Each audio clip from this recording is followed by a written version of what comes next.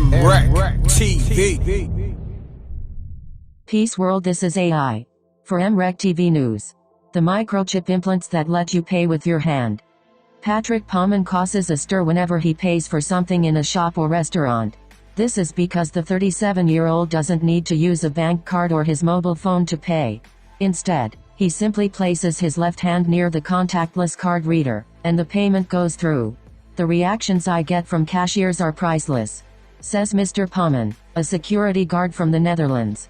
He is able to pay using his hand because back in 2019 he had a contactless payment microchip injected under his skin.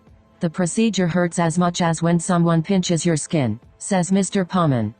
Mr. Pauman has a chip under the skin of his left hand, and it lights up when it comes into close contact with the payment machine. A microchip was first implanted into a human back in 1998, but it is only during the past decade that the technology has been available commercially. And when it comes to implantable payment chips, British-Polish firm, Willetmer, says that last year it became the first company to offer them for sale. The implant can be used to pay for a drink on the beach in Rio, a coffee in New York, a haircut in Paris, or at your local grocery store, says founder and chief executive Wojtek Paprota. It can be used wherever contactless payments are accepted. Willetmer's chip, which weighs less than a gram and is little bigger than a grain of rice, is comprised of a tiny microchip and an antenna encased in a biopolymer, a naturally sourced material, similar to plastic. Mr. Paprota adds that it is entirely safe, has regulatory approval, works immediately after being implanted, and will stay firmly in place. It also does not require a battery, or other power source. The firm says it has now sold more than 500 of the chips. The technology Willetmer uses is near-field communication or NFC, the contactless payment system in smartphones. Other payment implants are based on radio frequency identification, RFID, which is the similar technology typically found in physical contactless debit and credit cards.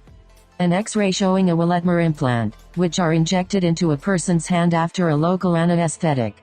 For many of us, the idea of having such a chip implanted in our body is an appalling one, but a 2021 survey of more than 4,000 people across the UK and the European Union found that 51% would consider it.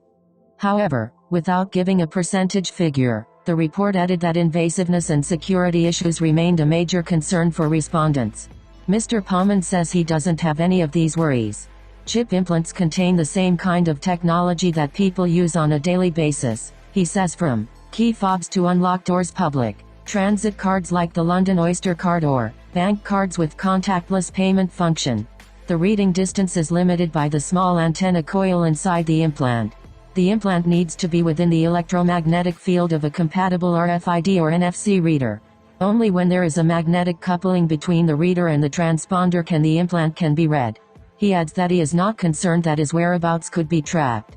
RFID chips are used in pets to identify them when they're lost, he says.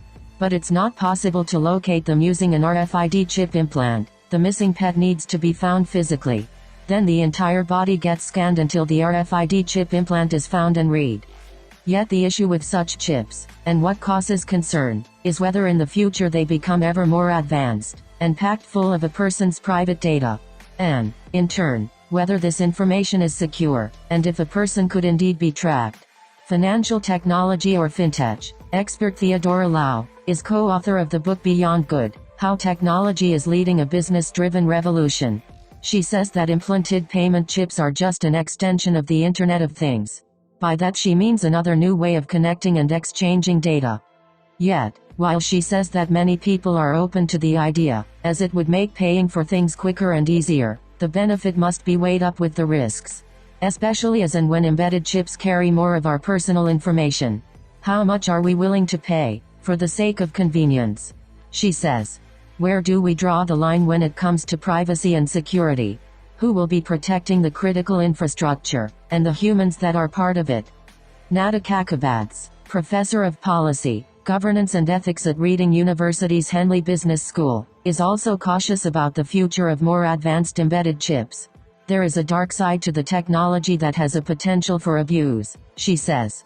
To those with no love of individual freedom, it opens up seductive new vistas for control, manipulation and oppression. And who owns the data? Who has access to the data? And, is it ethical to chip people like we do pets? The result, she cautions, could be the disempowerment of many for the benefits of a few. Stephen Northam, senior lecturer in innovation and entrepreneurship at the University of Winchester, says that the concerns are unwarranted. In addition to his academic work, he is the founder of UK firm Biotech, which has been making implanted, contactless chips since 2017. Its implants are aimed at people with disabilities who can use the chips to automatically open doors. We have daily enquiries, he says, and have carried out over 500 implants in the UK, but COVID caused some reduction in this.